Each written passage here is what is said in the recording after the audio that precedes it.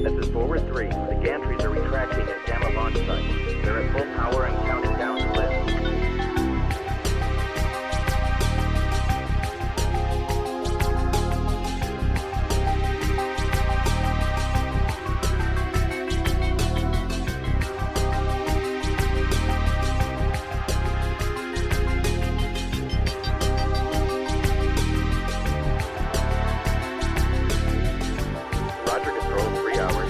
Starting salvage operation. This is Forward 1. You're running out of time. Party Gamma is nearly powered up. Take out the APU gantries as soon as possible. If the dropship gets powered up, it'll bring its main guns online. Omega Left, we're getting cargo secured. As soon as we're able to lift, we need to get on board as quickly as possible. Now tracking multiple targets inbound. You've got him on radar, Stroll. Moving to intercept. Oh no! We're...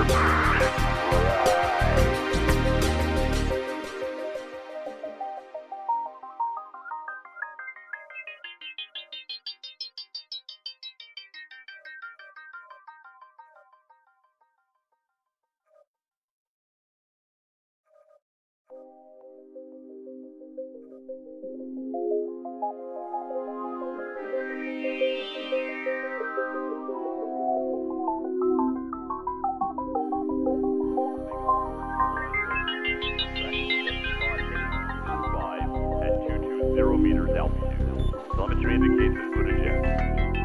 Roger that, Control. We'll keep walking. This is the query. We're on him. Lead the way, sir. It's a pleasure to fight with you at last. Omega lead, ejecting. Roger, Control. Omega, this is Control. We should lift off of the second dropship. Orders? This is Forward 3. The gantries are retracting at Gamma launch site. They're at full power and counting down to lift.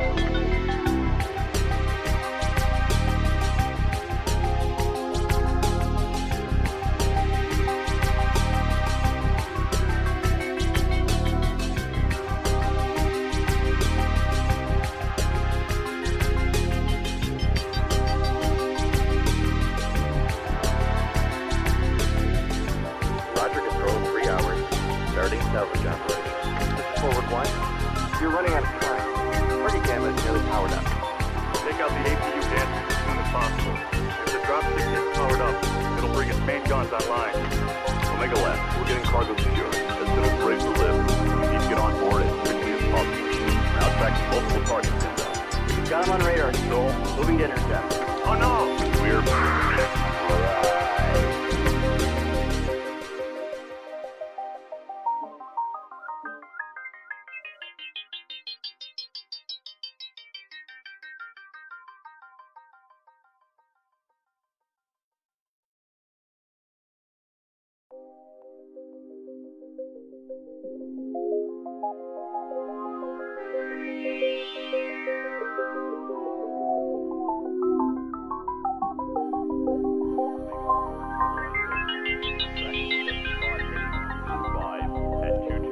meters altitude. Telemetry indicates this good eject.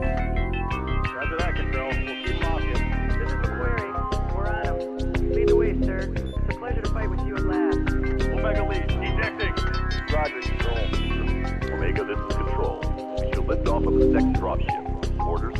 This is Forward 3. The gantries are retracting at Gamma launch site. They're at full power and counting down to lift.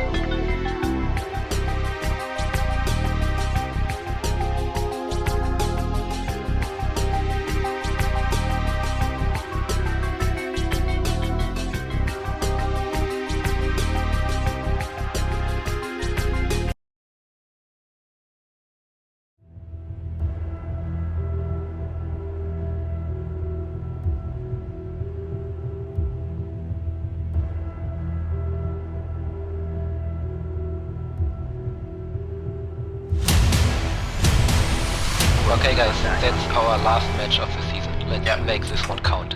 Wenn sie zu mir kommen, mich überraschen, ziehe ich sie zu euch und fertig. Alles klar. Alright, so medium's Gamma, light's Theta, heavy's Kappa. Roger. Alright, here we go. Driver Lance, Theta is yours. W key. Roger. Alright, can't see anything. Stacking up in Theta. I keep getting seismic. Can you see them? Yeah, they got heavies up here as well. Kill anything that moves. Lights, just give us some scouting. That's probably the best thing for you guys. Roger, moving to E4. Here they come. What do you see? What do you see? 100 and Delta 4 on. Alright guys, comms, got it. Yep. Prepare to fight, call target. Pushing in, Pushing in. guys. Here we go. That big mix has moved up. That big mix has moved up. Copy that, okay. Wait for them to come to us. Roll into them. I'm rolling. Rolling. Max D3 coming from our right, guys. Yeah, we got this. I want to call something and I want to see it dead in seconds. Make it happen. Okay, auf 3. 1, 2, 3. Go. Guys, we need to get on top over here quick. Reste un croquis de 4 figues dans le dos là. Keep going, let's go! Go. Everybody in. Got him. Nice. Rock crouch down. That's all they can move, guys. Go now. Bravo's leg. Nice. Holy shit. Get up, get out of there right now. Take care of that Black Knight. Take him in pieces. What's up? Kill him now. Push forward, guys. Push forward. Nice fucking job. Just run. Stay alive and run.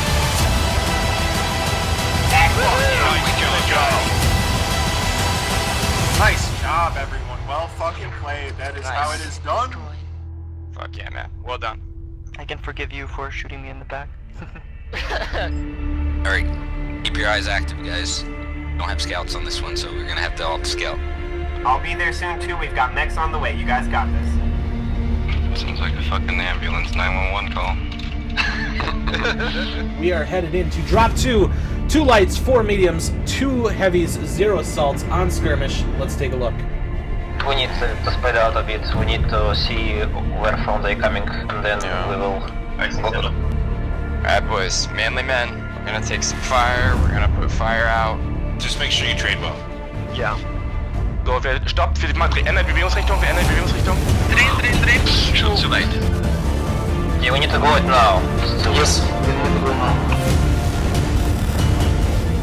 Keep it up, hold your ground. They have a lot of guys beat up CGs. The light is peeking at us, Rapid 4. Yep, you got one right here. We're doing alright, guys. We're up by 2. Stay cagey. 3 remaining. We got this one. Alright, guys, let's do this. Oh my fucking lord. Foxtrot is red CT.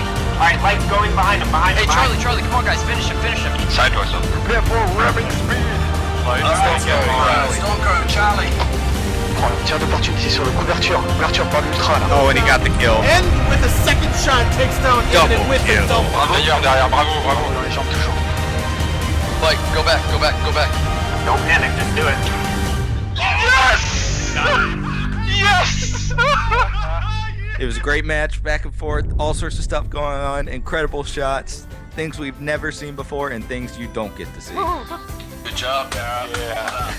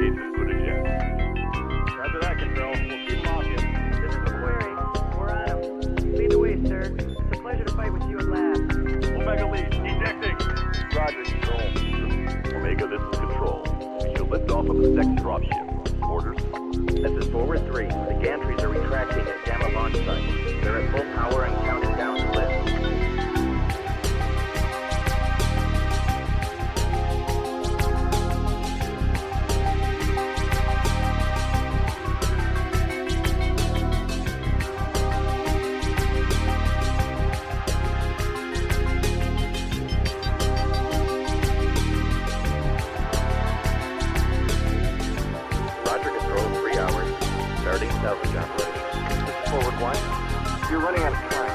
Target gamma is nearly powered up. Take out the APU gadgets as soon as possible. If the dropship gets powered up, it'll bring its main guns online. Omega Lab, we're getting cargo secured. As soon as we're able to lift, we need to get on board as quickly as possible. Now tracking multiple targets inbound. Got him on radar, Joel. Moving to intercept. Oh no! We're...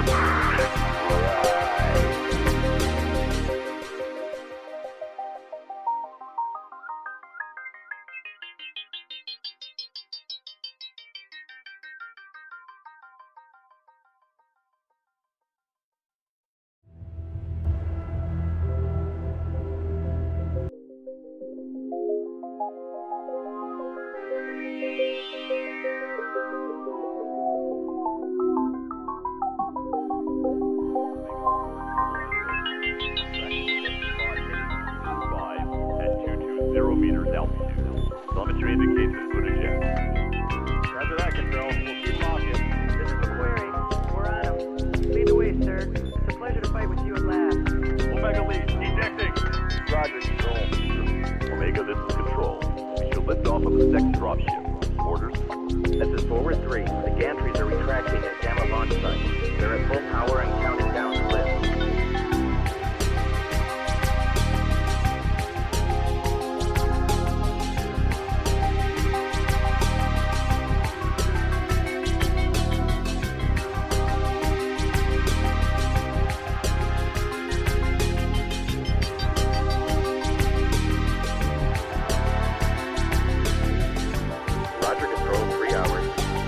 Salvage operation.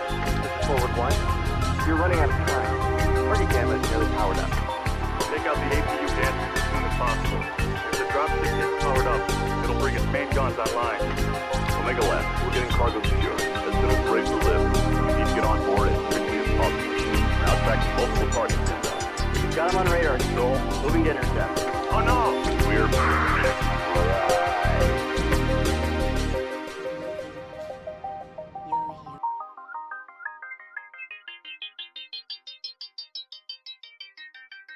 Help protect your identity.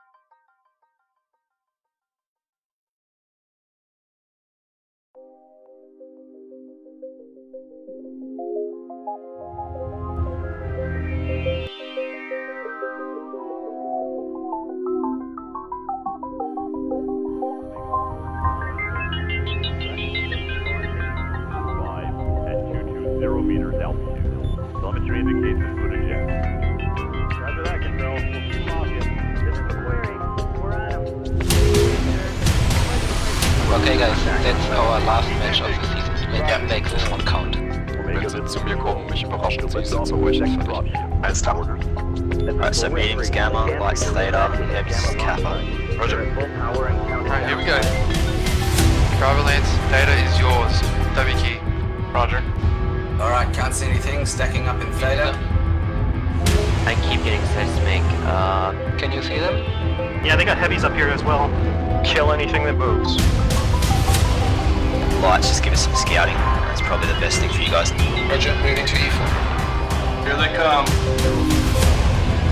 What do you see? What do you see? 100 and Delta 4 on. Alright guys, comms, got it. Yep, prepare to fight, call target. Pushing Alright, in, pushing in, guys. Here we go. That big mix moved up. That big mix has moved up. Copy that, okay. Wait for them to come to us. Roll into them. I'm rolling. Rolling. There's max D3.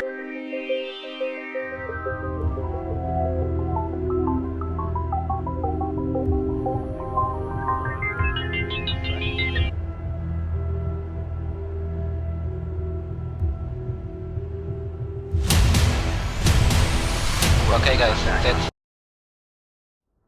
Pay attention to the paper doll. Make sure you guys are shooting the correct legs. Be careful of the collisions. I don't want to hear complaints about it. Work around it. Let's play this game. I need another heavy. I've got TB and a quick draw. I want to get fairly tight to it. Now anybody who's going to be working range, I'm going to need you to fade right on this. And then anybody's running short is going to stay towards the top of the caldera if we're going to come at them. I have you in the Griffin. Sounds good. Well, that's the thing. We got to get to brawling range, so I may be moving us, right up to the hoop if we have have to. Wolverine nach Charlie 4. It's fine, chill the out, man. It's fine, it's just a 5-starter. Komm, Leute, redet miteinander. 15 seconds. Yeah, exactly. That's Don't fine. die. Guys, we're 15 winning. seconds, We're don't die. guys. 3, 2, 1. Charlie Dar, CT, yellow. Okay, go get Charlie, see if we can get it. There. To your left, is there? Sorry, shit. So, jetzt guys, hinter die Indie-Pockens, Mediums be prepared to pull back E40 towards the E5 border. On my mark. Left side, come on! Like now, I need strikes on OP barrels. Why are our strikes up? Die Hauptgruppe rechts, Uferlinie. They have 3 mechs sitting on the left side. When you pass over? Overheating is bad. Both legs on the Griffin. Hit the Griffin. Sorry about that. That was such a That's right. I'm gonna spawn Lance, you guys in Charlie, Lance, you guys in Bravo. That's B2C1. This third drop is 2 lights, 2 mediums, 2 heavies, 2 assaults. Jetzt in die Breite, zieht euch in die Breite. Lights, watch our backs. We're gonna about base and take up position in Bravo 6. Ja, kurz Aufschaltung Delta 4, 3 Stück, 2 Mediums einleiten, wie ich es richtig gesehen habe. Make a firing line. C4 Tactical Hill, boys. Fox. Laufen unter ECM, hab 2 durchlaufen, 10 Bravo 4. And get ready to hit people coming from our right. Charlie on the left. Charlie, Hellbringer on the left. Okay, let's group up towards the left. We're gonna press through Bravo 3 to Bravo 4. I think they're kind of spread out. Check yourselves. Make sure you've got, UAV cool shot. Hey, here they come. They're pushing hard, guys. Decro. Tez on. Go. Whoa, got a contact here, Bravo 3. Nice, Marshall. I'm on Delta Griffin. We'll get cross it then. Get in their face. They got a highlighter. They just pushed up on Theta. We need help on Theta. Up on Theta. Yep, that's the noise. Go. Let's finish this. Full pressure, guys. Full pressure. They're down low. They're down low in Charlie 3. Get the f***ing arm, Jackson. Jackson, cool shot. Golf. I got him. Go, P3, go. Echo, go. Get over on your medium, guys. Get Echo Stormcrow. God, I suck as a pilot, but thank I packed my skill. I'm sorry that you died, sweet girls, but we will send a reasonably nice letter to your family.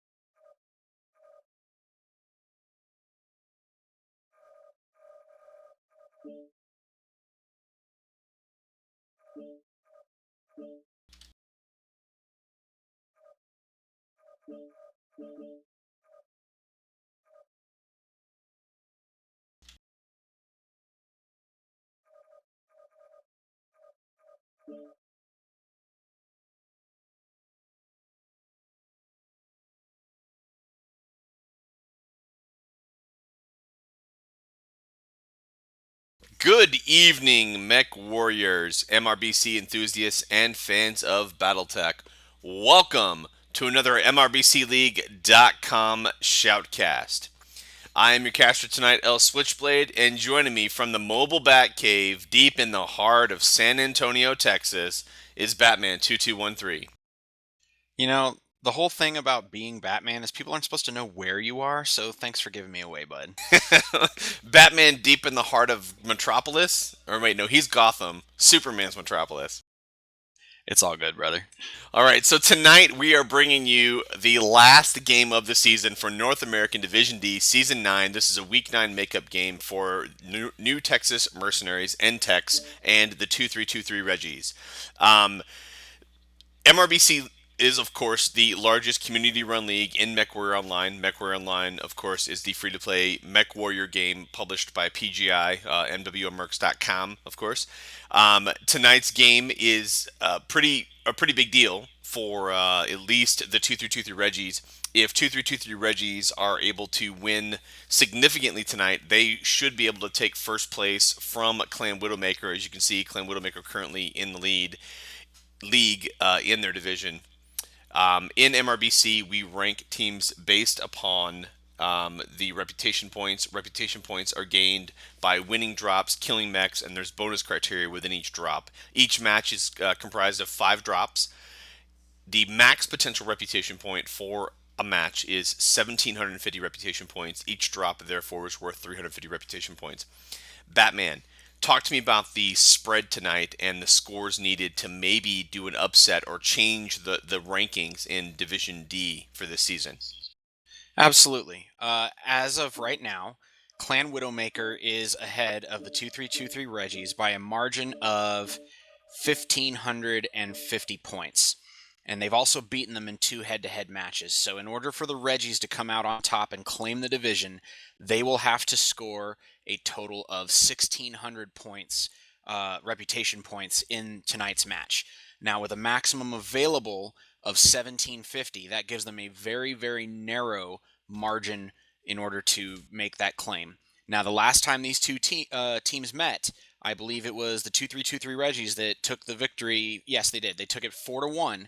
However, in that match, they only acquired 1,450 rep. So in order to get the job done and win the division tonight, they will have to exceed that performance. All right, I am now bringing up the Team 1 statistics. Team 1, of course, tonight is the New Texas Mercenaries. Batman, talk to me about this data. Sure thing, Switch. All right, so we're looking at the pilot stats for the New Texas Mercenaries, and their roster looks like it's got about 19 names on it, with people ranging from as few as 1 drop to as many as, I think their top pilot's got 34 matches or drops under his belt for the matches this season. They've got a pretty good spread, overall positive kill to death ratios, but not as high as you might see on some other teams. For example, their opponents tonight, the 2323 Reggies, their top 4 or 5 pilots have higher stats than the top pilot of the New Texas Mercenaries. So, these guys are in the same division for a reason. We're probably going to have a good competitive match, but it appears, based on the stats, that the Reggies have a slight skill edge on a pilot-by-pilot basis. Yeah, and looking through the data here, I'd switched over to Team 2 when you started talking to him, switching back to Team 1 now. Team 1, it looks like they have a pretty good win ratio in the early drop 1, and then they sort of teeter off, if you will. Their drop 2, 3, and 4 our numbers aren't as good as the numbers that they have in drop 1. Where on the contrast to that, Team 2, 2323 Reggies, they are pretty even across the board. They're about 75%, 88% through the 5 drops here. Of course, the drops get higher in tonnage as they progress through the night. The early drops are lower tonnage mechs, lights and mediums, and then the last drop, of course, is where you get your 4 assaults, potential 400 tons just from those mechs alone. So we're gonna we got the pilots getting set and ready on both teams now. We're just gonna very quickly go ahead and talk about drop 1. Drop 1 tonight, North American Division D, Season 9, Week 9. New Tex Mercenaries versus the 2323 Reggies. Reggies, of course, playing tonight for all the marbles. This is drop 1, Grim Plexus Domination, Reconnaissance, 4 lights, 4 mediums, 0 heavy, 0 assaults, max 1 Vinny Chassis, 1 duplicate loud, no streak SRMs, and the bonus, either team can get this bonus, is to destroy 5 of the enemy mechs. Batman, we've got ready from both teams. Let's quickly go through the map strat. What might we see in this domination game mode? Okay, so typically drop 1 being the domination game mode and the restriction that puts on each team and their ability to fight from outside the center of the map. We tend to see more brawling on drop 1 than any other drop, and that's across all the divisions. However, the recent trend with the changes to the skill tree and so on seems to be that even in this brawl-centric drop, we're still starting to see a bit more Overwatch akin to the meta as it was, 6 months ago.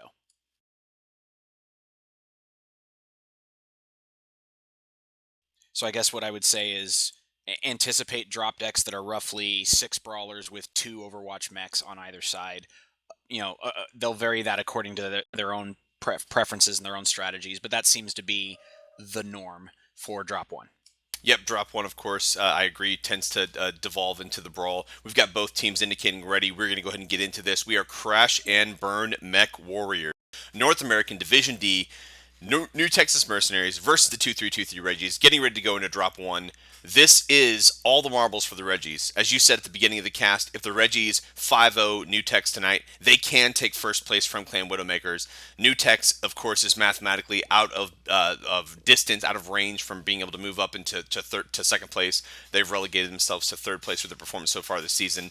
So it'll be interesting to see, do they knuckle down, do what they can, pride points, if you will, or do they come in, play easy? We'll just see how this unfolds. But Reggies, the pressure is on for the Reggies tonight. Absolutely, and the thing that goes with that pressure is that they're going to be more inclined to take risks.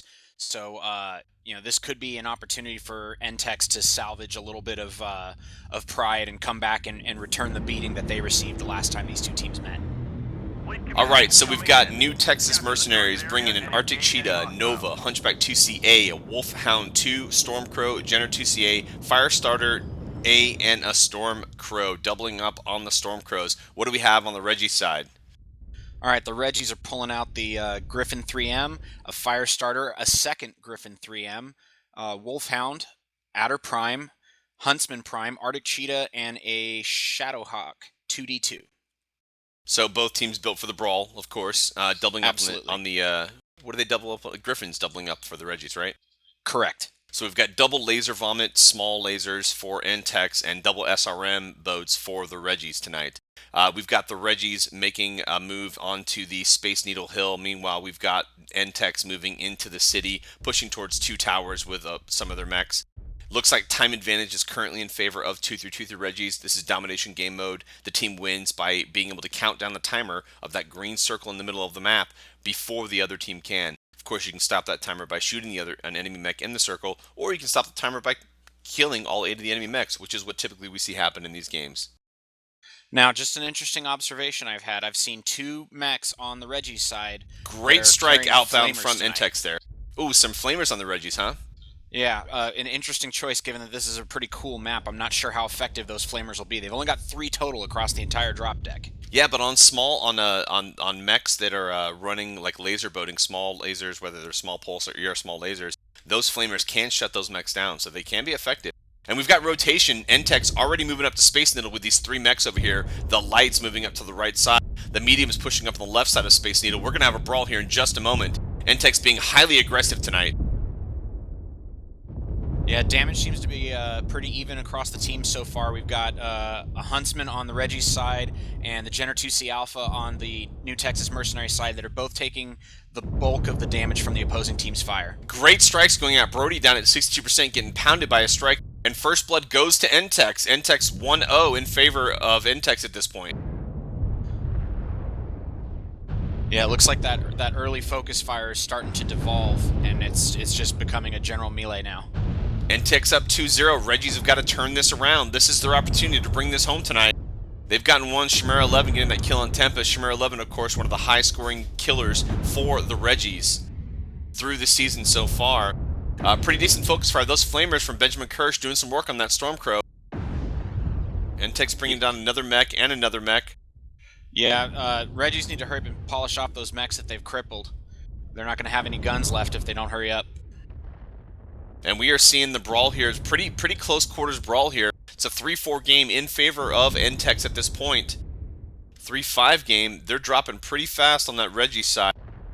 Chimera doing work in that Cheetah, but I don't know if it's going to be enough. The three bigger mechs for the Reggies remaining, or NTEX remaining, are pretty fresh. Brody and the Jenner goes down. Chimera bringing him down. It's a 2-on-3 game here. Both teams with some pretty fresh mechs here. We're going to go and get in the cockpits now. Halfway there. And we're in Colonel Jamie Wolf's cockpit. Looks like Chimera got legged. Down he goes. New target acquired. Heat level And we're in Colonel critical. Jamie Wolf's cockpit watching him finish off the fire starter. Target destroyed. And there we go. NTEX bringing it home with a 8-5 game in favor of NTEX. That's going to be the only game that Reggies can afford to lose tonight if they want a chance at first place. Yes, and an important note, even though they did lose that drop, they did pick up the bonus, so it is still, at this moment, mathematically possible for them to win the division, but they are on a razor's edge as we speak. And look at this pile of bodies here up by the Space Needle. This battle happened within 50 meters. Every mech died within about 50 to 100 meters of each other. Pretty nasty brawl there. Batman, talk to me about these damage numbers. All right, we'll start off on the NTEX side. So Colonel Jamie Wolf is the damage leader for the team at 509, followed by Wedge, red leader, 414. Looking at the opposing side, you've got Chimera at 366 and Benjamin Kirsch, 377. Actually, half the team over 300 damage. So they had a number of contributors there. It's just the bottom half of that Charlie Lance really wasn't able to chip in as much as they needed to make it a more even fight. You know, we saw good numbers from NTEX there. I also, while watching it, those Flamers did some work. Those Stormcrows, I think, had a hard time. They struggled with those Flamers in their backs.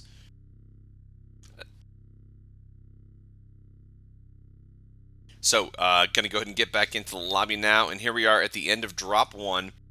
NTEX, New Texas Mercenaries, up over 2-3-2 the Reggies, 350 reputation points to 175 reputation points. Batman, I'm pulling up the map strat tool. Not a lot to talk about here because it was a pretty close fight, but they just kind of moved in and got the fight going pretty early. But let's pull up the map strat, and why don't you just walk us through what did happen? Sure thing. So we had the Reggies up on the Fox 6, Echo 6 hilltop, and they were clustered there together, ready to receive a brawl.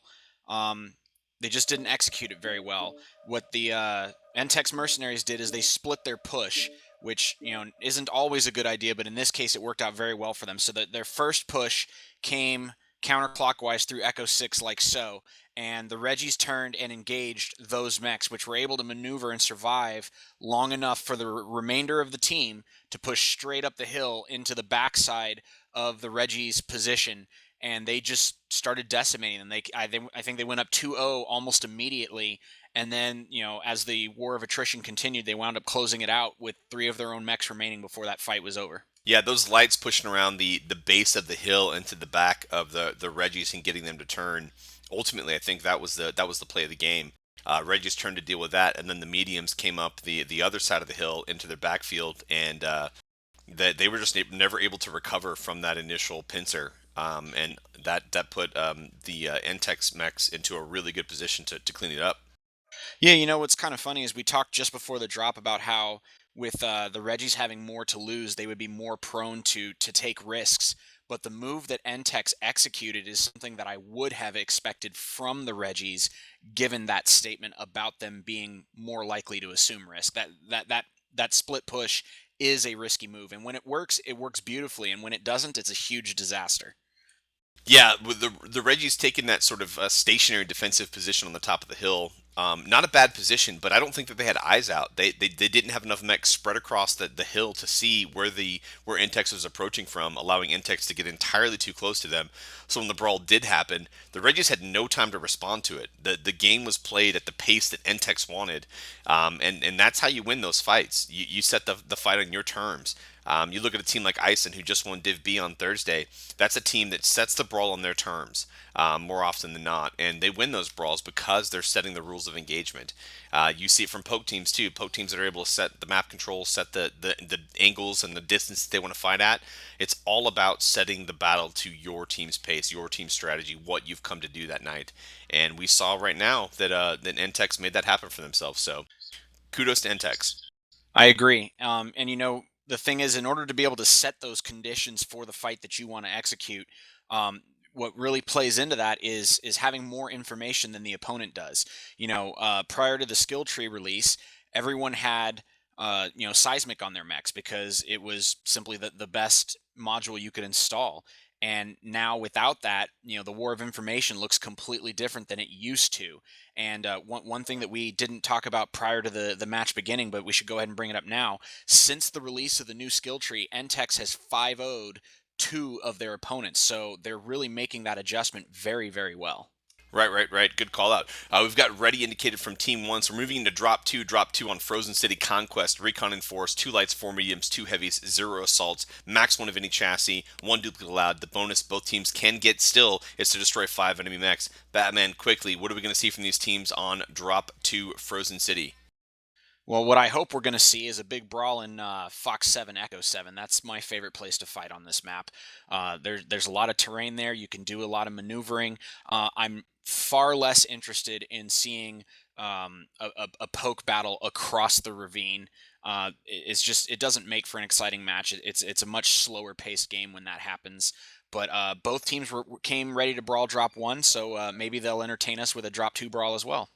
All right, so Batman called out the positions of the map. Hope you're tracking. The ravine that he spoke of is in the center of the map. It's the from sort of the Delta 5 area, and then southeast-ish from there. Those Echo 7, Fox 7 grid coordinates in the city on the easterly side of the map. We are crash and burn, ready to go from both teams. Let's get it on. Drop 2, North American Division D, Season 9. This is the division final. We saw a matchup between 2323 Reggies and Clan Widowmakers last week, where Clan Widowmakers moved themselves into first place. The Reggies playing tonight. They've got to win the rest of these games to put themselves in a position to take first place from Clan Widowmaker. If they don't win this game, it will be mathematically impossible for them to take first place, and they will just be playing for points and how far into second place they can go. And here we are coming into Frozen City. Of course, the ravine that Batman was talking about is along the center of the map here, through Theta, through the broken ship, and down into the south end of the map. The fight area that he was talking about, Echo 7, Fox 7, is over here in these buildings. You've got the Epsilon cap point to the right, Gamma up to the right, upper right corner of your screen, but this fight area that he's talking about is right in through here. All right, we've got both teams dropping in. 4 new Texas Mercenaries, NTEX. We've got a Stormcrow, doubling up on the Stormcrows. Linebacker, Articheetah, Wolfhound 1, Hunchback 2CA, and Timberwolf and a Nova. What do we have on the Reggie side, Batman? Reggies are running a Firestarter, Shadowhawk 2D2, Griffin 3M, Ebon Jaguar, Warhammer 6D, Arctic Cheetah, Huntsman, and once again they are doubled up on the Griffin. And here we go, New Texas Mercenaries, NTEX making a play towards Gamma and Epsilon almost immediately. 2323 Reggies capping Sigma. We've got 2323 sending in a Firestarter to dive on Theta, salty hot dog fingers, and that Firestarter trying to make a move, get that cap point. What we see oft times on Frozen City is teams trying to get that cap advantage, whether it's 3 caps or 2 caps, get that cap advantage and force the other team to move into your position. Salty taking some medium laser fire, decides that he does not want to try to press that, and he's pulling out. We've got both teams now moving along the 7 line. We're on the 2323 Reggie side as they push in from the south side of the map. Meanwhile, we've got NTEX pushing in from the north side of the map on the 7 line. Salty hot dog fingers crossing around the wide area of the map, potentially going to grab Kappa, put 2323 in a cap advantage here. But both teams just advancing into each other. We're going to have a brawl, I think, happening here momentarily. Yeah, that was a good strike put out by the NTEX Mercenaries on Chimera and the Ebon Jaguar. He took a 15% hit, and they just hit him again. Here we go. Brody's done at 70% with the strikes thus far. The brawl is starting. Both teams pushing in with pretty solid line. But we've got new NTEX is spread out. They're starting to backpedal a little bit. Reggie's faltered, but Reggie's get the first blood in favor of Reggie's. It's a 1-0 game. Jamie Wolf in that Timberwolf at 43%. He's going to be going down here momentarily. 2-0 game in favor of the Reggies. 3-0 game in favor of the Reggies. They are rolling into this fast and hard. This is the brawl we expected. And it's right where we wanted it to be, Echo 7. We do, if you look at the lines here, the lines are a little broken up. We've got a couple of fights happening, but it looks like NTEX is pushing back a little bit, getting a couple of kills there, but I don't know that it's going to be enough. Their 3 mechs that are left are getting surrounded. Yeah, they've just about had it. The advantage is overwhelming for the Reggies at this stage. You've got 2 mechs left for NTEX, Marius, and Mongoose, and they both go down almost simultaneously. Reggie's bringing it home with an 8-2 3-2 victory in favor of the Reggies. They did not like how drop 1 went. They decided they were going to come into drop 2 and show everyone watching how this team performs. And you can see from the trail of dead that the Reggies pushed in from the south side of the map, came in behind this building, rotated a little bit around to the left, a couple mechs around to the right, Salty and that light coming up in the backfield, and this fight happened right here, again, within 300 meters. All of these mechs are laying dead, and that's game.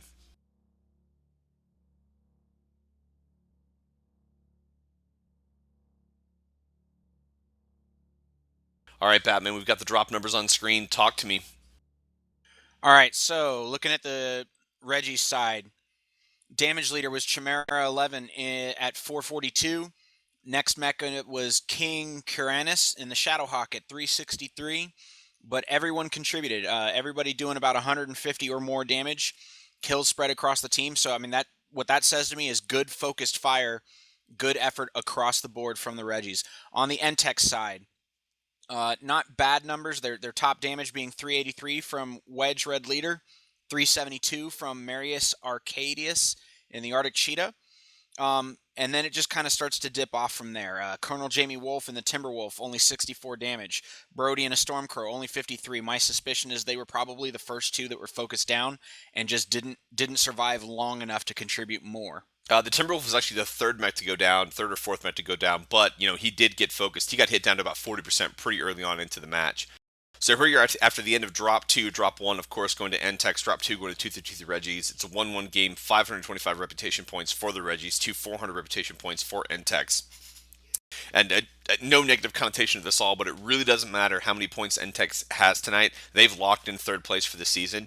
All of the attention should be on the points that Reggies need. Batman, how many reputation points do Reggies need to move into first place? They need 1,600 to secure first place. 1,550 would put them in a tie with Clan Widowmaker, and Clan Widowmaker would take it on the tie breaks. All right, so you've got it here, guys. So we're going to be paying a lot of attention to the points that Reggies get tonight. Reggies with a possible 350 reputation points per drop. They can get 350 for drop 3, 350 for drop.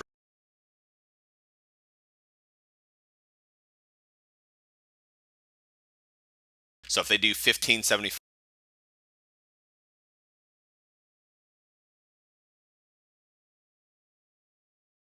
So Batman, I've got the map strat up. You called this in the beginning. You knew exactly what was going to happen. We see this often for teams that are bringing the brawl into, and you're already drawing your lines. Talk to me, brother. All right, so as we hoped for and expected, we got our brawl here in the Fox 7 area. The one exception, the one thing I didn't really predict was the lone Arctic Cheetah. I think he deployed in Alpha. It was a fire starter. Here. Yeah, okay, I'm sorry, fire starter. And he maneuvered here clockwise, got in the opposing team's back. So when that brawl initially happened, it was actually an 8-on-7 brawl in favor of NTEX. I'm not sure what the first domino was that fell. I thought they were doing good damage with their airstrikes, and the Reggies were clustered pretty tightly right here, so they were vulnerable to those strikes. But whether it was just better focus fire on their part, or whether that light mech that was in the NTEX backfield served as an adequate distraction to break up their move, the dominoes just started falling and kept falling in the favor of the Reggies. If I can, I'm going to go ahead and draw over what you have here. When this position started, you had NTEX. They were sort of lined up back along this angle here. They had their mechs in this building structure on a line, not on a. They're in a column, not on a row, if you will, right? Meanwhile, when you had 2323 pushing in, they were sort of set up around a concave around this building here. So essentially, what that meant was that the 2323, the Reggies team, had more mechs able to put out fire at the same time than NTEX was able to put out fire. When NTEX started backpedaling from that point position that they pushed in that building, they didn't all backpedal at the same P. They didn't reset their line. So they were in a column formation, and all of those mechs were only able to shoot to their left or the right, not the mechs in front of them. And meanwhile, the Reggies, with that position that they had, they were able to put out all of that focus fire on the same mechs, right? You did see some de-evolution, if you will, of the brawl where you had 2 or 3 fights happening, but the number of mechs on each side that were able to put out fire was greater for the Reggies than it was for NTEX. Absolutely. And I mean, it's basic geometry. So if you've got, a line of mechs, like so, and they're being pushed into by a line of mechs in a column like so, what ends up happening is this guy in the lead takes fire from all over the place, and his buddies have a much harder time returning fire and focusing down the same target as him because they're shooting through him to do so. And of course, I'm oversimplifying it a little bit, but that's the general gist of it. You do not want to march the head of your column into a well-positioned firing line, and you're just not going to get good results that way. There are a couple.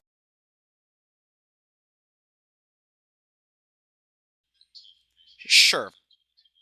So there's a couple of ways to respond to this that we see teams do, right? So the team that is approaching in the column formation, they can do one of two things. They can stop their approach and form a line, right? So they stop their column formation and form a line, right? Getting their mechs. So the mech on point sets here, the mech behind him goes here, the mech behind him goes here, the mech behind him goes here, and so on and so forth, right? That's one way of responding to this. Another way of responding to this is that all the mechs in the columns, they all shoot in one direction at the outermost mech. So whether they go to the left side, right, as they're coming in, or if they all decide to shoot out to the right side. So the mech on point, he can also shoot in that same direction, but they all get the mech that they have the same angles on. So there's a couple of ways to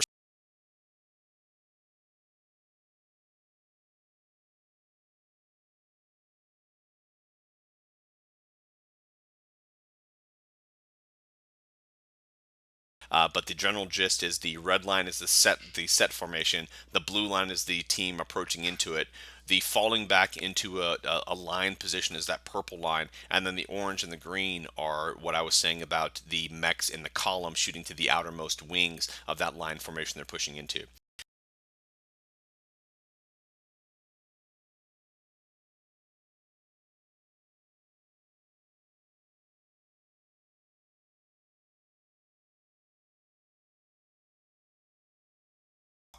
Drop 3 of course is going to be on Canyon Network. Canyon Network in the Conquest game mode, 0 lights, 3 mediums, 4 heavies, 1 assault, commander assassination. Both teams must bring an 85-ton commander mech, max 1 of any chassis, 1 duplicate allowed. Bonuses to destroy the commander and make sure commander survives. Only one team can earn this bonus, so the impetus is on Reggie's tonight to get this bonus in order for them to take first place. Batman, both teams indicating ready quickly. What are we going to see from these teams on Canyon Network?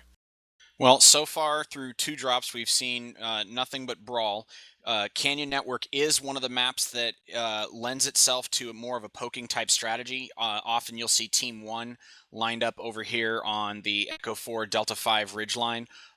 In contrast to that, you may see the Team 2 either on this ridgeline up here, or if they're able to maneuver faster, they might get here first. But what it'll boil down to, if they are brawling, they'll either be brawling here, or they'll be brawling in and around Theta. Not sure which way they're going to go. They may change up to poke deck, but if I were the Reggies, so far brawling's been working for me. I would probably stick with that. All right, so here we go, getting ready to go into Drop 3, Season 9, North American Division D, N-Tex versus 2223. We've got both teams ready to go, and we are Crash and Burn Mech Warriors. Got complaints about audio going in and out again. I don't know what it is, guys. Sometimes with OBS, it loses it, and we will fix that. You'll fix it, you mean? I'm just here to provide a pretty face.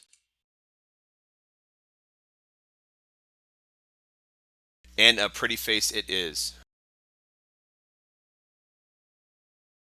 I think I'm going to catch hell for that in the friggin' chat for the cast, I'm sure.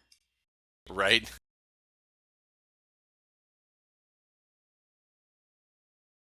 So we've got the Reggies coming in the north end of the map, N-Tex coming at the south end of the map, Theta, of course, here in the middle, Epsilon on the east side of the map, Kappa to the west side of the map. The positions that Batman was talking about, you see a lot of poke happening along this ridge line here. We call this the Delta 5 ridge. You got Rock 1, Rock 2, Rock 3, and then the corner rock. And then in the northeast corner, you've got some corresponding rocks, Junkyard, of course, over here. So coming in for N-Tex, we've got Brody and a Hunchback 2CA, a Viper, a Nightgyre, Marauder 2C, Linebacker, Stormcrow, Nightgyre, and Oni-chan. That's an Orion 2CA. Doubling up on the Nightgyres there for N-Tex. What do we have for the Reggies? All right, the Reggies doubled up on the Summoner. In that same lance, they also have a Huntsman and a Griffin 3M.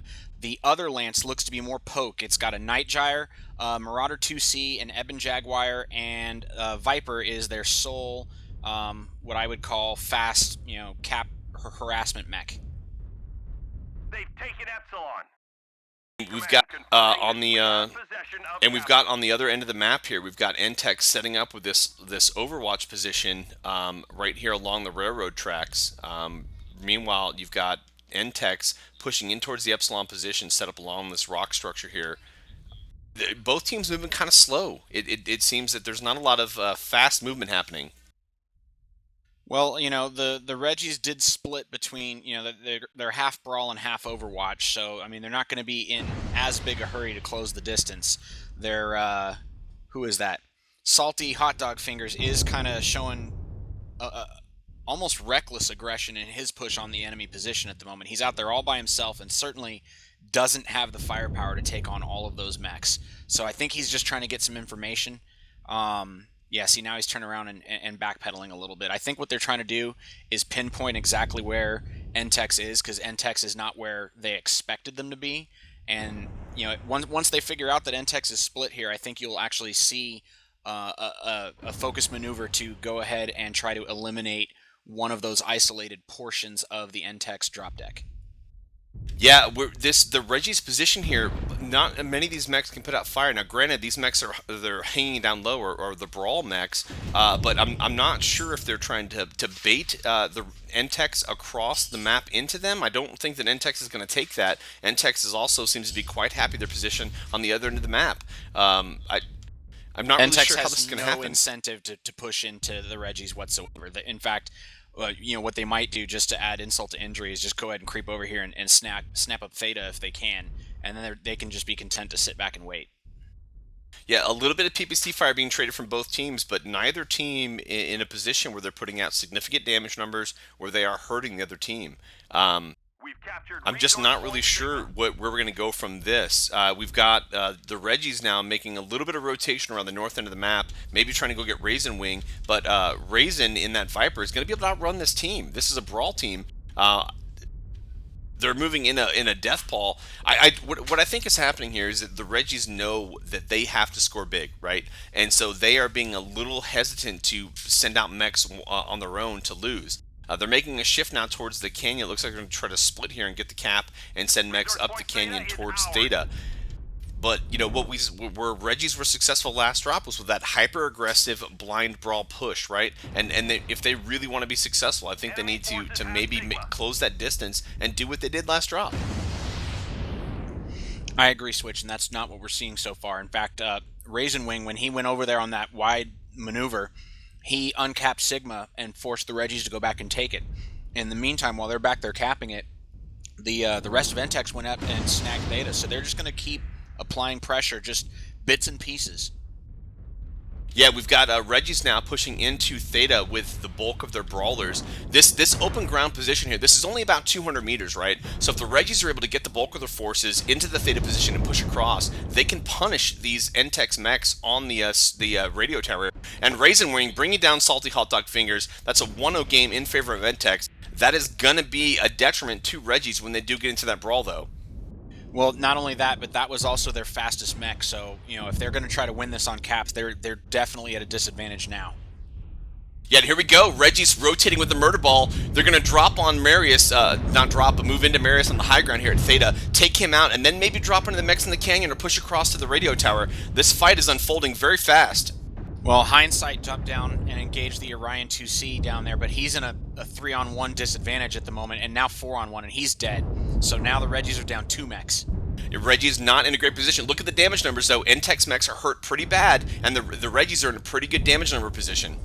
Yeah, they're doing good damage, but they're also spreading it. There's 4 different mechs on the NTEC side that are at 50% or lower. Yeah, that's right. We've got another kill for NTEC. Reggie's returning the kill on Marius. There's a lot of fights. I count 4 different fights happening right now. Really hard to track this. And the Reggies are in danger of losing their command mech. Yeah, he just left. He's dead. That's going to cost them 50 reputation points. That's a big hit for the Reggies tonight. That might actually be the threshold that we were concerned with.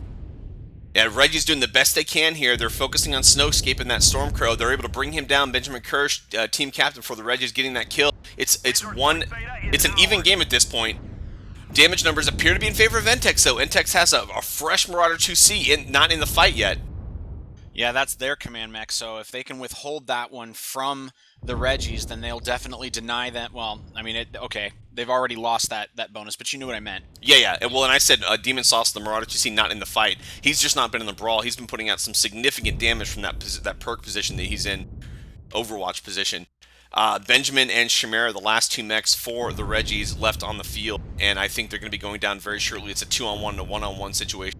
Brody and the Hunchback versus Chimera and the Ebon Jag, and you've got 3 mechs shooting at Benjamin in that summoner. And Chimera blows himself up, and here we go. Mongoose bringing down Benjamin. That's game in favor of Ventex. 8-4. You know, based on the way that this match is playing out so far, you know, in spite of the fact that they can't move into second place with a win tonight, it looks like Entex came here maybe with a little bit of chip on their shoulder. Certainly wanting to prove that they are better than their result against this team last time would have indicated.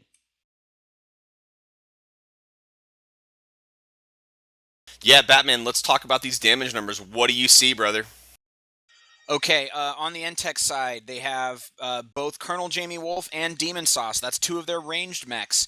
Over 700 damage, 762 and 764. The rest of the team all contributing, everyone but one pilot over 300. Down on the 2323 side, just not so much. Chimera and his Ebon Jaguar, 726. Benjamin Kirsch, 503.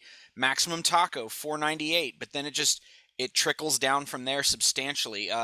Cobalt, Trashfire, Karinsky, and a Griffin 3M, 85 damage. I mean, just... You know, I can't pinpoint what the cause is there, but, you know, when you look at those numbers, they are an indicator about which team was able to focus more efficiently. And Entex bringing it back in their favor now, 750 reputation points, 2 drops to 1 drop for the Reggies. Reggies at 625 points. Batman, I'm going to bring up the map strat. Let's talk about what happened there. Honestly, I think that stall that the Reggies had around Epsilon and being passive and not pushing in direction and then choosing to go back to the north end of the map and then southwest through Theta and again stalling out a little bit around Theta. They brought a Brawl deck, but they didn't then go to Brawl. Talk to me about what you saw. All right, so their Brawl Lance was Bravo. This is where all their SRM mechs were, and they went ahead and snagged Sigma, and then they, you know, started maneuvering in this direction to join the rest of their team. The Charlie Lance, which was their Overwatch Lance, came down here into Charlie 5. I think they sent 1 Viper down here to grab Epsilon, and then they just consolidated in Charlie 5 and went no further. I think maybe they were waiting for Entex to push into them, and that's obviously not what happened. Instead, Entex, you know, came and occupied this position down here on the bottom end of the Echo 4 Delta 5 ridgeline. They had Gamma, they had Kappa. At one point, their Viper came around, I think it was Raisin Wing, came around here and decapped Sigma, and that gave them a 2-to-1 advantage. When the Reggies responded to go back and retake Sigma, that's when the rest of the Entex mechs went ahead and pushed up here into this area, and they went ahead and snagged Theta while they were at it, so they had a 3-2 cap lead going pretty much the entire game. So now for the Reggies, instead of receiving a charge on their terms, they had to initiate a charge, and they were not well positioned to do so. Between these 2 Overwatch positions in Delta 3 and Echo 4, when they pushed on Theta, they were just receiving fire from all kinds of different angles and weren't able to effectively counter it. Yeah, you know, we talked about, I think it was after Drop 1, teams, the advantage for teams in what we see in competitive play is setting the stage, right? Forcing the fight on your terms. And what we saw right then, that was Entex. Entex set the fight on their terms. They forced the Reggies to move the fight to where Entex wanted it to happen. And that hurt the Reggies. The Reggies did not force the fight. Reggies, had they forced cap advantage, had they put themselves in a position where Entex had to move, but Entex didn't have to move. And the Reggies had to move, and ultimately with the range deck versus that Brawl deck, and the team being forced to move being the Brawl deck, they had to walk into those lines, and they got chewed up, and they paid the price for it. That's unfortunate for the Reggies. Great team, great guys. I want to be clear about that, but that's just what happened. And you got to make sure that you're paying attention to that. And I do think that there's an external influence here, right? Reggies came tonight, and they knew what they had to do, and sometimes that gets in folks' heads. They aren't willing to take the risks, and we saw them take the risks in Frozen City, but then they didn't take the risk in Canyon that they needed to take. So here we are getting ready to move into Drop 4. Drop 4, of course, is going to be on Terra Therma, the hottest map, besides Vitric Forge. I believe it's Vitric Forge is hotter in faction play. Drop 4, Terra Therma Conquest, flank engagement, 2 lights, 2 mediums, 2 heavies, 2 assaults, 2 across the board. Max 1 of any chassis, 1 duplicate allowed. The bonus here is to destroy the enemy heavy and assault mechs. Either team can win this bonus, so there is 50 points on the table for either team by destroying those 4 mechs. Batman, I'm pulling up the map strat tool. Talk to me, man. What are we going to see these teams do tonight? I think we're going to see one of two things. We're either going to see a fight over Theta with, Team 1, typically creeping up through here and trying to sneak a free cap, or also through here potentially. And if that's the case, usually that's countered by Team 2 in this position, or, right on the insides of this, this little pathway here, firing on Theta and driving them off. And if they do enough damage, then they can usually go in and cap it behind Team 1. Alternatively, if Team 1 does not make that push on Theta, what they may do instead is come around through Sigma down towards Kappa and, go for a Kappa Sigma Epsilon 3 cap and try to force Team 2 to then push on their position. Both teams showed a different style of game for Drop 3 than they did in the previous 2. So, maybe that's just an indicator of a shift in priorities. If they're going to completely transition as the match progresses and they get heavier, slower mechs, they might be looking to do a bit more ranged, counter shooting. Or, maybe the Reggies will say, hey, screw that. That didn't work out for us last time. Let's go back to brawling because we did that much better. And, maybe we'll see an aggressive play on their part. What I hope to see, Batman, I want to see the D5 drop, right? That Golf 7 tucked up into the alcove. Remember that with the was it Nova and Stormcrow that were tucked up in there, and those mechs pushed out from Theta. The 228 mechs pushed out from Theta, and those 2 mechs, those D5 mechs, they barely even moved. They killed those mechs as they rounded the corner into Golf 6, Golf 7, and just ate them alive. So what you're saying is you want Team 1 to win.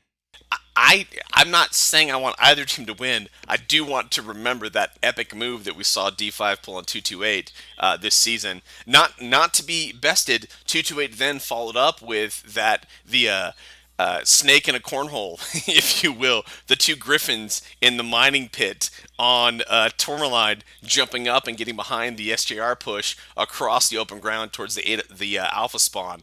228 not to be outdone by Dropship 5 this season.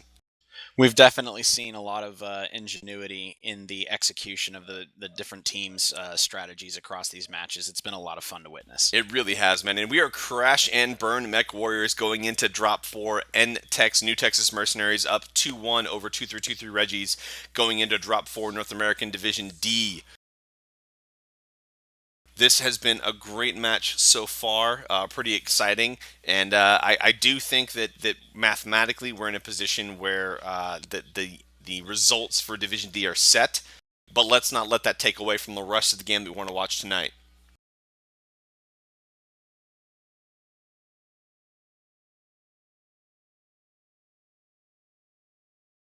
And here we go into Terra Therma. Of course, Terra Therma, you've got Theta in the center of the map. That D5 ambush that I was talking about so enthusiastically was right here on this rock. You had 2 mechs set up on these rock positions from Dropship 5 as the 228 mechs pushed into a push here into the main body of the forces. And that was just an epic move. You've got 4 other cap points spread across the map. You've got Epsilon off to the east, Gamma southwest, Kappa to the west, and Sigma to the north. But most of the fighting on this map happens between this rock structure here.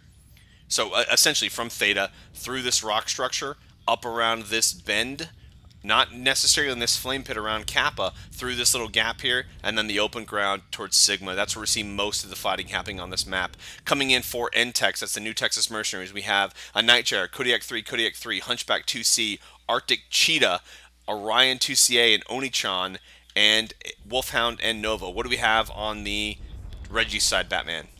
The Reggies have doubled up on the Nightjar. They also have a Kodiak 3, an Arctic Cheetah, an Enforcer, Marauder 2C, Firestarter, and a Viper. And Terragato just pointed out in chat for us, we broke 100 viewers for Division D on a Sunday night. end of MRBC season. That is not bad, folks. Really appreciate you guys coming out and supporting MRBCleague.com. Myself and Batman really appreciate that. We're going to be doing 4 giveaways at the end of the night. So after drop 5, hang out. We'll be doing 4 giveaways. It's going to be 2 mech bays and 2 500 MC packs. And we've got NTEX moving through Epsilon, approaching the Fox 8 approach towards Theta, or Golf 8 approach from Theta, excuse me, staying away from this middle channel and staying away from the Fox 7 channel. This terrain through here is just brutal. Meanwhile, you've got the Reggies set up around that rock position, the Dropship 5 ambush position here, putting a little bit of fire in towards Theta, but neither team really engaged with each other at this point. Yeah, they're doing the counter push and driving Raisin Wing off of Theta, and he's going to run right into the other light mechs of the Reggies. And here we go. Yeah, we've got NTEX pushing in, though. They are getting aggressive here, coming in with this deck, pushing to the left flank of the Reggies, coming through across the bridge around this terrain structure. I think we're going to see a fight happen right here in this open ground. Besides this, I think it's the Delta 7. Golf 7 rock? I apologize. I want to say it's Golf 5, brother. And an early kill for the Reggies. They're up 1-0. Raisin Wing did go down. No, that is the Golf 7 rock. Golf 7 rock here, but just the south end of Theta. Okay. The teams with their lines approaching, look at that wide line from NTEX coming in. The Reggies, they're kind of bunched up here. Not in a great position to put out a lot of fire from these mechs, especially these Nightjars. These Nightjars should be up either in this alcove or back on a further back alcove with that range that they have. Shmer at 78%. Good strike. That's a good airstrike. Good strike from an NTEX on that position. Yeah, and unfortunately for the Reggies, a lot of their deck is, it's a poke deck, so the closer these ranges get, the more I think this is going to shift in the favor of NTEX. And we've got 3 NTEX down. Oh, the light mechs from Reggies coming in the backfield and doing work here. Yeah, that was a good maneuver on their part. They went all the way around. It took them a little time to get in position, but they are executing very well. That is both Kodiaks down for the Reggies. They're just falling one by one. Reggie's doing a great job of responding to this push, getting that pincer maneuver, bringing these mechs down. NTEX is paying for that stall that they did on the south end of Theta.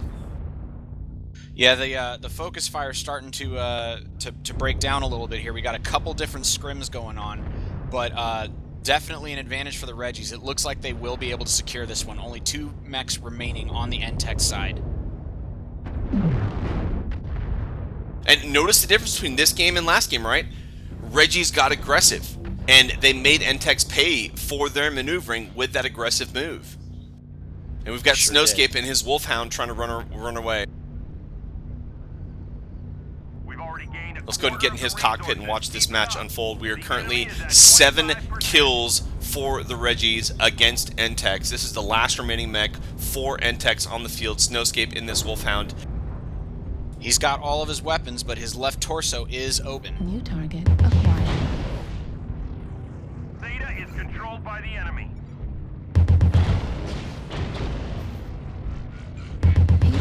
Critical. Right torso critical damage. And he's got to be careful. XL mechs on these IS, right? So that torso, that left torso, could go with a single burst from those small lasers from that cheetah.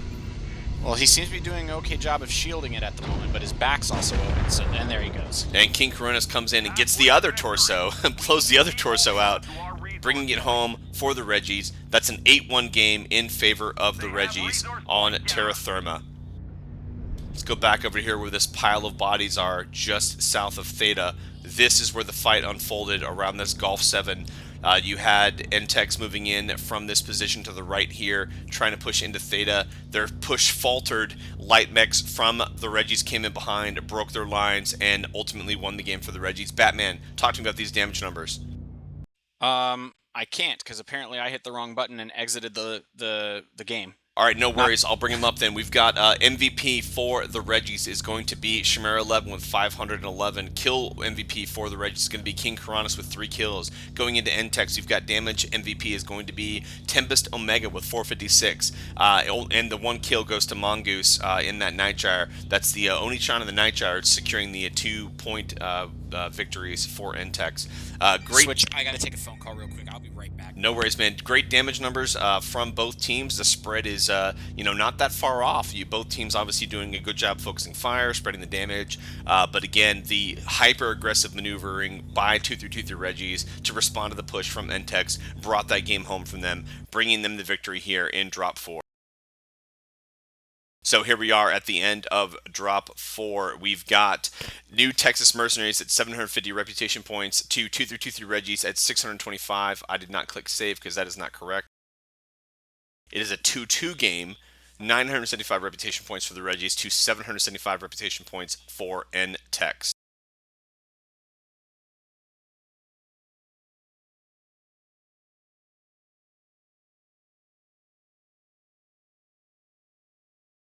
All right, we've got Batman going to be joining us here in just a second. He is traveling for work right now, getting some training in San Antonio, so that's obviously his family ringing him up on the phone.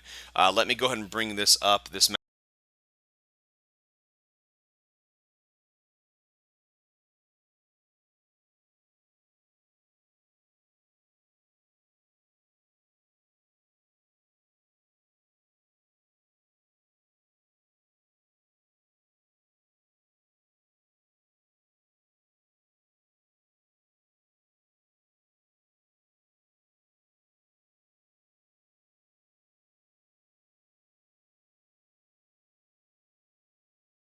From this direction. But regardless, when NTEX pushed up in the fight into Gulf 7 around this terrain feature here, that is when the lights from the Reggies struck into the backfield and caused all that disruption, forcing the NTEX team to stall their push, at which point the Reggies pushed back into them, and then we had the fight devolving right here around the Gulf 7 terrain feature.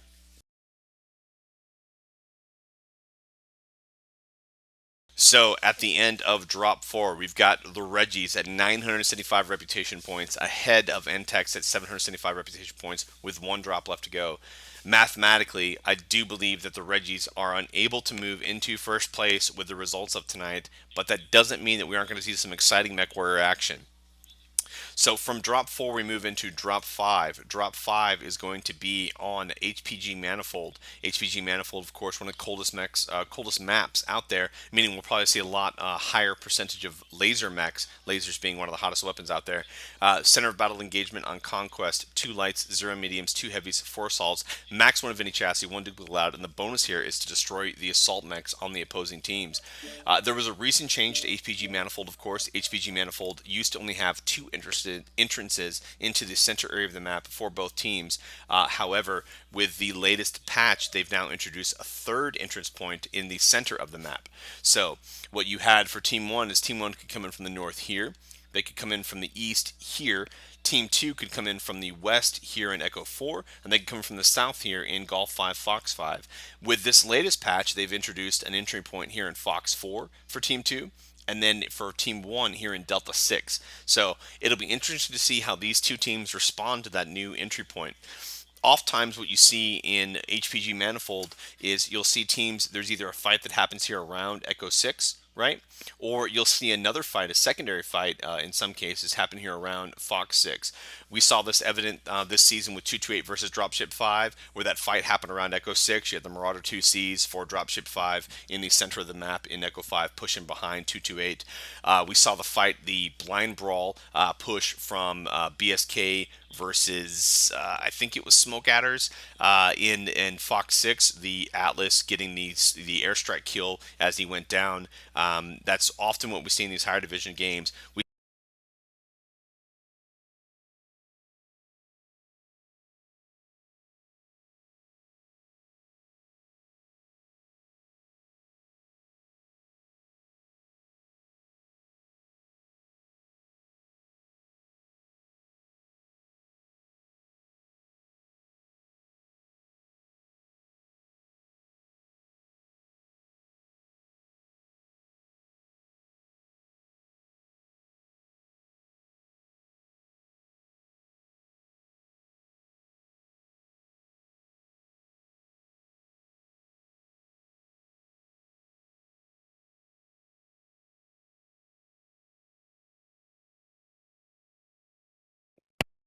Sorry about that switch. I'm back now.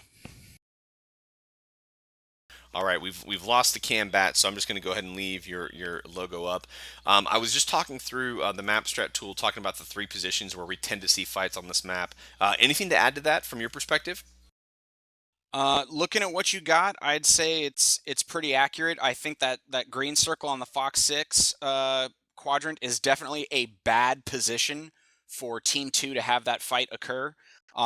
We saw what happened. I think it was 228 got decimated standing in the open in that position from a bunch of airstrikes. I think that was a couple weeks back we cast that match. So what they're going to want to do is they're either going to want to push into the Echo 6 area that you have circled in orange and drive through that side of the opposing team. Otherwise, we'll probably see the poke exchange at or above Theta, similar to where you have that purple circle at. All right, we've got both teams trying to get ready here. We've got a little bit of a tonnage disparity. I think that might be due to pilots still figuring out what they're going to do. There appears to have been some administration in drop 3, something about a disconnect. I did not notice that. I don't know what that's going to mean to the score afterwards for the Reggies. Once the drop is completed, if no hold was called, I think it's too late.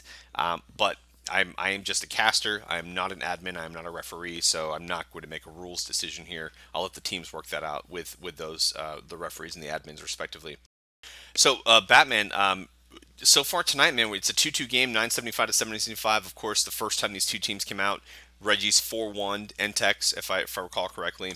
2-2 game Entex, coming to fight tonight. They had nothing to gain, and I don't mean that negatively, but they had nothing to gain from coming out and winning tonight except pride. What do you think? Did they go into this and they pump themselves up like let's put it all on the table? Like how do you think this motivated the teams to respond differently? What are you thinking? I think maybe it is something like that. Simply trying to show, hey, you know what? Down but not out. They may not be able to overtake second place this season, but they want to have a strong finish because, as we've seen in the past 2 seasons that we've participated in, you don't necessarily have to win your division to move up. We started off in Division E 2 seasons ago, and then last season we were in Division D, even though we didn't win. And then in Division D, we didn't win that division either, and yet here we are in Division C now. So I think what they're trying to do is lay a foundation for a campaign to say, hey, you know what, don't relegate us to a lower division next time around. We're here to compete, and we'll take on anyone you throw in front of us, including the team that beat them rather handily last time around. And this time they're looking to reverse that decision. So on the inverse of that, right, the Reggies coming into tonight, what do you think's going on in their heads, man? They know they had to put everything on the table. They had to win 5-0 tonight to bring this home, or at least 4-1 with some high numbers. What do you think has happened and how it's turned out for them? You know what? I think you can cough up drop 1 to jitters. Our team, the 54th Mech Regiment, has historically had some trouble with drop 1. Last 2 seasons were drop 1 was usually a disaster for us before we got our stuff together and then finished much stronger. So maybe that's what we were seeing for them drop 1. I would have to say that with drop 3, they got timid. The fear of failure is a real thing, and it can cause you to make mistakes just as surely as being overly aggressive or overconfident can be. Again, not trying to say anything derogatory about the team, but I think they got away from their strength when they split their drop deck between Overwatch mechs and Brawling mechs, and as a consequence, they weren't prepared to take that drop and win it decisively. It didn't work out. So it was good to see them come back in drop 4, get their stuff together, and I mean, my props to their light pilots, because that long roundabout maneuver into the backside of the NTEX formation won them the drop. Right, man. Love to hear that perspective. Sometimes you wish you could be on comms with these guys and hear what's being said, not to give away their strategy or anything, but just to get in their heads. You hear these sideline hot mics in NFL. Sometimes I wish we could just spike into a team's locker rooms for just a few moments to hear what's going on. I think the audience would really enjoy hearing some of that stuff. So we've got both teams indicating ready. We're going into drop 5 here, North American Division D. We are crash and burn Mech Warriors. Well, if we ever do manage to get any kind of audio clips from teams' internal comms, I guess it would be the reverse. But you've seen those bad lip reading videos. You see where I'm going with it? If we could somehow create an inverse of that, it would be pretty amusing.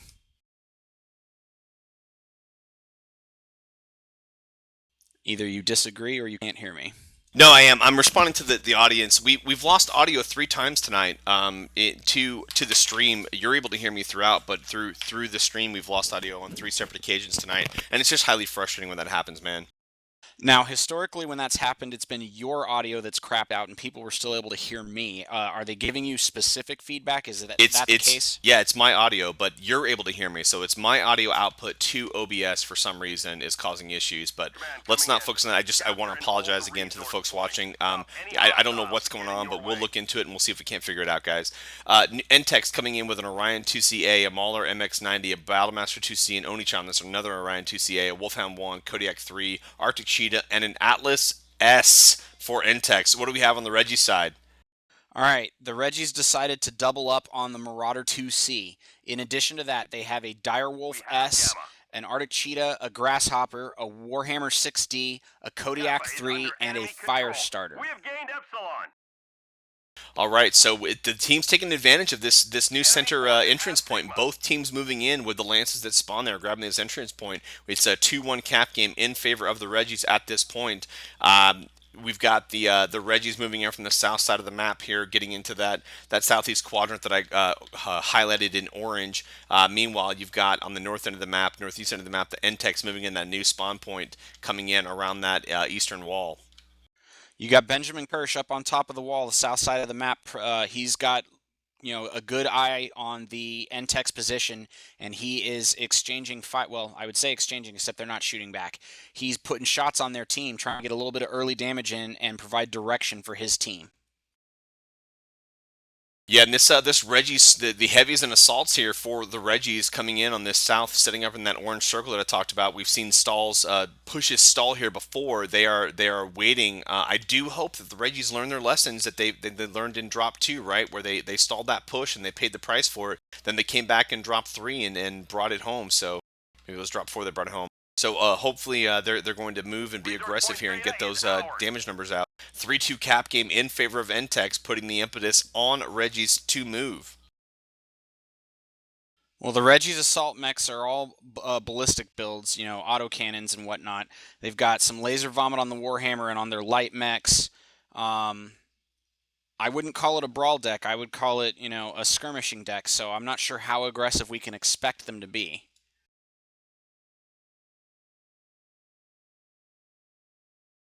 Some decent strikes going out, not doing a lot of damage. It looks like NTEX has dove into the basement with the bulk of their forces with that 3 cap advantage. We've got the Reggies moving around towards the purple circle that I drew at the beginning of the map here, the eastern entrance for Team 1.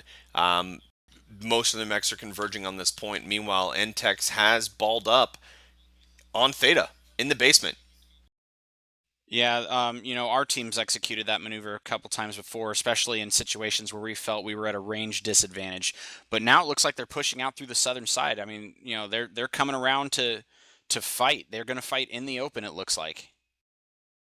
And here they come. They're pushing out, but what Reggie's has done is they've backpedaled a little bit, giving the distance that the NTEX team needs to cover, a little bit more distance for them to cover. But with the approach that they're making, the Reggies aren't able to put out a lot of fire. NTEX taking advantage of that, and NTEX losing the first mech on the push. But this push on the left-hand side here, they should be in a great position to get in this brawl and bring it home. And we've got the light for the Reggies getting into the backs of those assault mechs. I think he just killed that Atlas. I do believe that is the case. King Karanis getting that kill there. It's a 3-1 game in favor of the Reggies. NTEX coming out into that line. I thought they had a good approach, but the Reggies responding well to that. Their lights breaking up the push in the backfield. And we've had a bit of a stall. We've got the 2 Orions from NTEX pushing up the ramp, but not really getting into the fight. Those lights have done a great job, a tremendous job even, of breaking up the push by NTEX. And this game is going to go in favor of the Reggies unless a miracle happens for these few remaining NTEX mechs. Yeah, they're pretty hurt, and it looks like the Reggie's mechs, all but hindsight, are still really fresh. I can't imagine And it would take a miracle to reverse this game, I believe. Yeah, the damage numbers, and there goes another mech for each side. So Entech's not going down without a fight. We've got the Onichan Marius, going down. I thought he was going to maybe get one more kill, but it's going to end very quickly here. We've got 2 mechs remaining for Entech's. Snowscape in his Cheetah, and DOA in that Orion. And King Karanis bringing down another mech, and we've got Snowscape in the Cheetah trying to make a dive, maybe trying to go get some caps. Yeah, I mean he can still run at the moment, but you know the Reggies still have they still have both of their light mechs alive as well. So I think they're going to be able to defeat any cap strategy he goes for at this point. Yeah, we're in the cockpit of Snowscape in that Cheetah now. He's down to 3 weapons. It's not going to be enough, I think, to take on a Marauder and a Cheetah, but he's going to do the best he can here. And he goes down, and that is an 8-5 or an 8-3 victory in favor of the Reggies here on drop 5.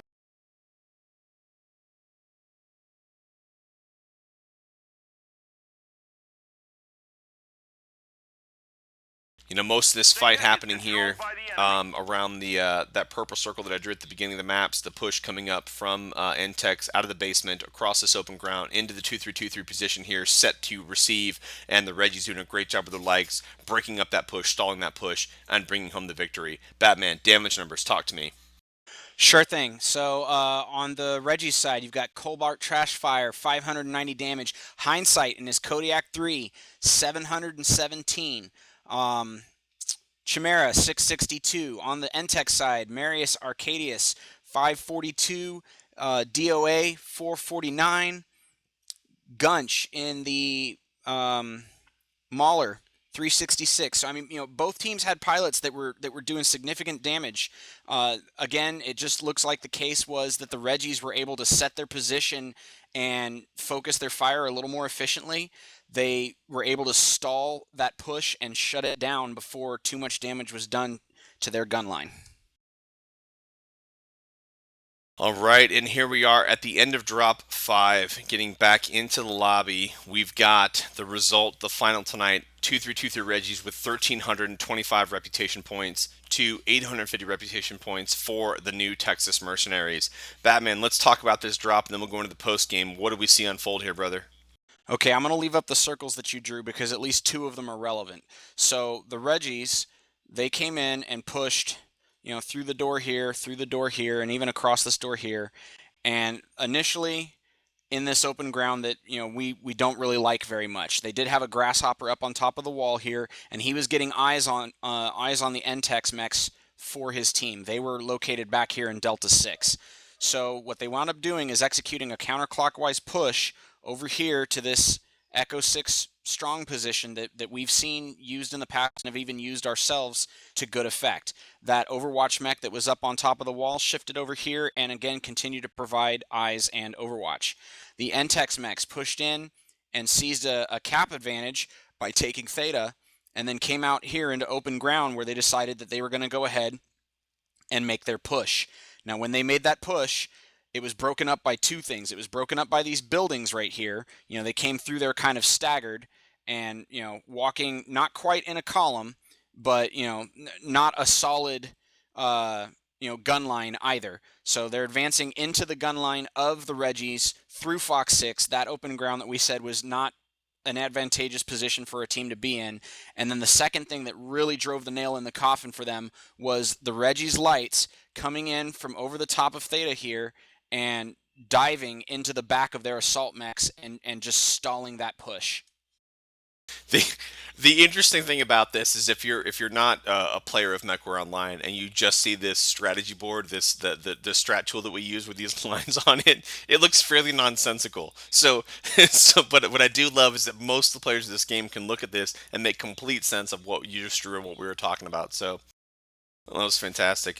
So yeah, let's get into the post game. We came into this and we knew what the Reggies had to do going in to move into first place. So we're going to go to the post game screen here and see where we're at. Based upon how the Reggies performed tonight with that 1,325 points, that puts them at 12,725.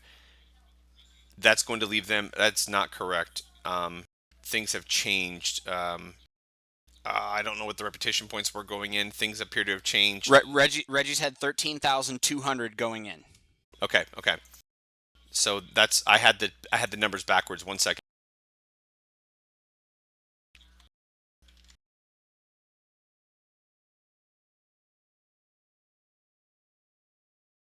Okay, now I fixed it. So my calculator bases it upon the numbers that I put in, and I had reversed the numbers for Reggies and Entex here. So the Reggies came in with 13,200. That puts them at 14,525, just shy of being able to move into first place. Losing that one drop to Entex, or they stalled in Canyon Network, is going to cost them this season. It was a strong effort. It just, it was a good match. We can't even say that they played poorly because they really didn't. They made a couple critical mistakes, and those critical mistakes were enough to snatch the division title out of their hands. And these teams tonight, with 11 plus 2, so that's 13 drops over the season that the Reggies lost, they're going to be thinking about, that 250 points that separated them. Not 250 points. Yeah, I'm sorry. Yeah, 225 points. 225 points separating them from first place. They're going to be going back and thinking about the kills that they missed, right? The bonuses they missed throughout the season. Hopefully, what this does is the team looks at that as learning opportunities, takes that into consideration in the practices and the scrims that they do in the off season, and they come back ready to fight next season and bring Division D home for themselves.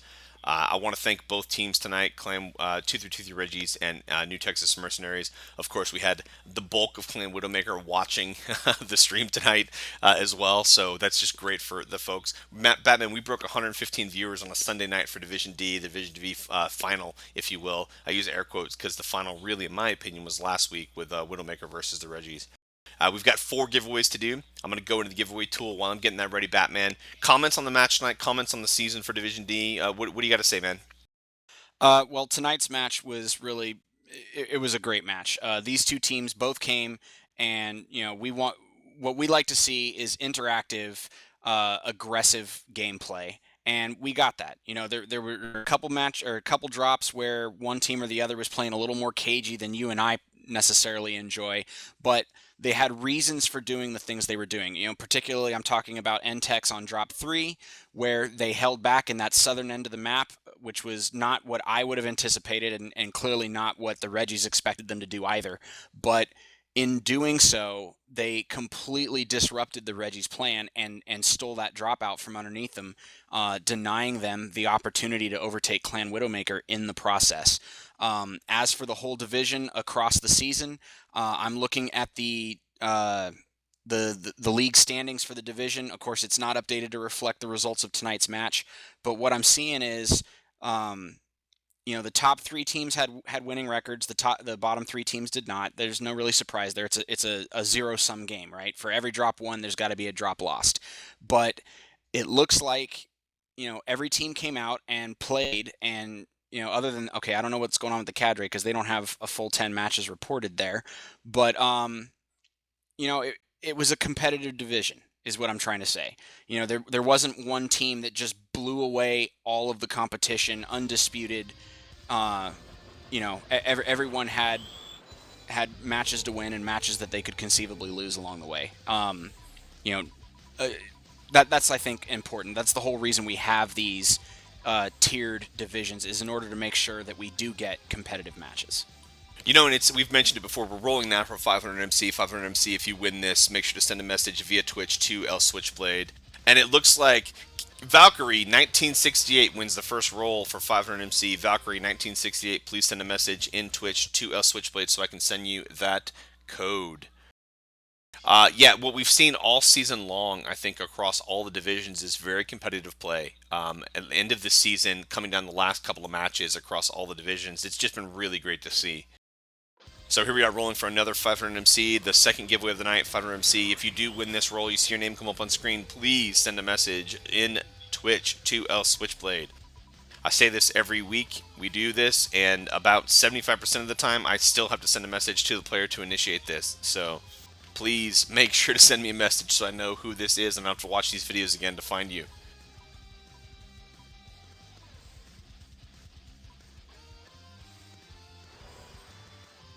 And Jebediah83, please send a message in Twitch to El Switchblade so I can send you the code for that 500 MC. Jebediah83. Rolling now for Mech Bay.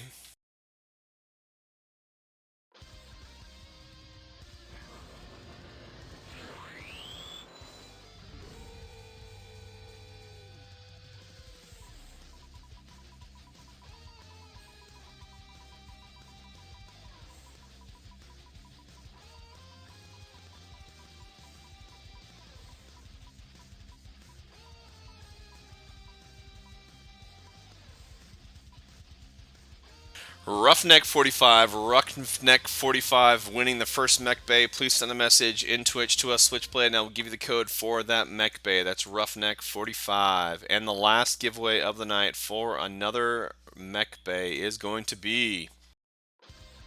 Hey, while that's rolling, just commenting on what you were saying earlier about every division being competitive, I'm looking at the reputation points that separate first from second place, and except for Division E2, the difference between first and second place is less than 1,000 reputation in all of the divisions. So, as we were saying, they have been very competitive this season.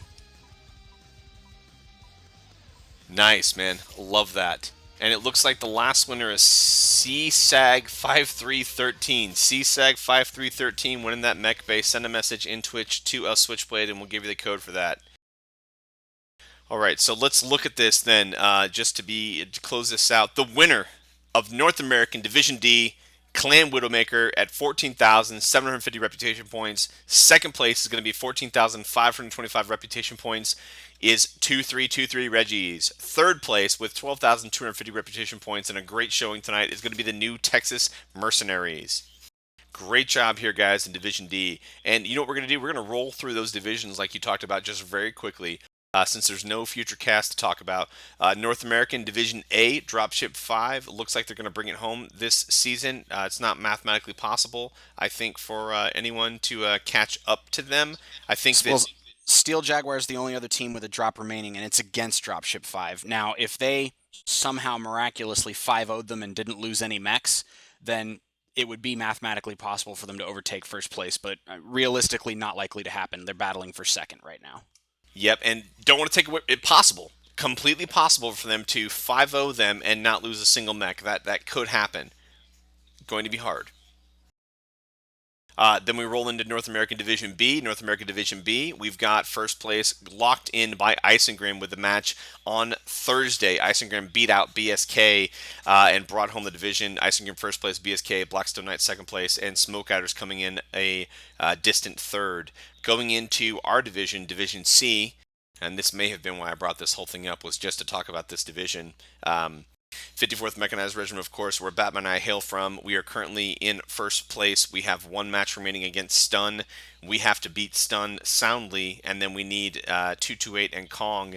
It'd be great if 228 could get some additional wins against Kong, maybe 4-1 them or 5-0 them. It would make it a little easier in our match against Stun. We wouldn't have to work as hard. But we certainly wouldn't be upset. We wouldn't be upset, right? But again, a close division. The three teams here, 54th, Kong, and Stun, throughout the season, we've all been trading first place back and forth. Great teams across, even 228 BTD, Blackthorns Dragoons, and Eyes. Good teams, good guys across the board. Really enjoyed myself in Division C this season. Moving into Division D, which we just saw tonight. I won't talk about those numbers because we already did. We'll go into E1. Let's talk about Division E1. Division E1, look at that, 25 reputation points separating Net Battletech from the Stormbringers. You can't get, that's one mech, guys. That is one kill in one drop. That's one mech. That is amazingly close. Yep, tightest. That's the tightest race I've actually seen. And then I suppose that's the tightest it could get too. So there you go. And then here we go into Division E2. Of course, E2 being separated by a little bit more, but still not significantly. And the X bringing home the Division 4 in Division E2. So it's been a great season. We've got a couple of games left here in MechWarrior Online, MRBCLeague.com. We've got our game versus Stun, and then we've got Dropship 5 versus SJR coming up. The only two games left this season, all of those happening next week. So check MRBCLeague.com. We have some unaffiliated casters casting our game next week. We've got... I'm going to bring up Discord real quick in the background. Hopefully I can stretch the air here and make it sound. But we've got HLR System Belmont and his buddy Hard Slab are going to cast our game next week. Because they're unaffiliated casters, they won't be doing it on the MRBC channel, but they will be doing it on their own channels. So check in next Thursday night at 9:30. 10 p.m. Eastern. That's 6:29 on the 29th at 10 p.m. Eastern. Tune in on Hard Slab and System Belmont's Twitch channels. I'll try to host those before I get into pre-match readiness. But that's it for us tonight here, guys. That's the end of Division D for MRBCLeague.com. Clan Widowmakers bringing it home tonight. Specifically, we had 2323 Reggies edging out NTEX, the New Texas Mercenaries, and bringing home the night. I was your shoutcaster, El Switchblade, and joining me, my comrade in arms, my brother from another mother, my mister from another sister, Batman2213. Always a pleasure to cast with you, Switch. And as far as the drops that are going next week, of course, big shout out to our teammates. Let's try to bring home the division, fellas. And thanks everybody for watching. All right, guys. Thank you very much. We are out. Crash and burn, Mech Warriors.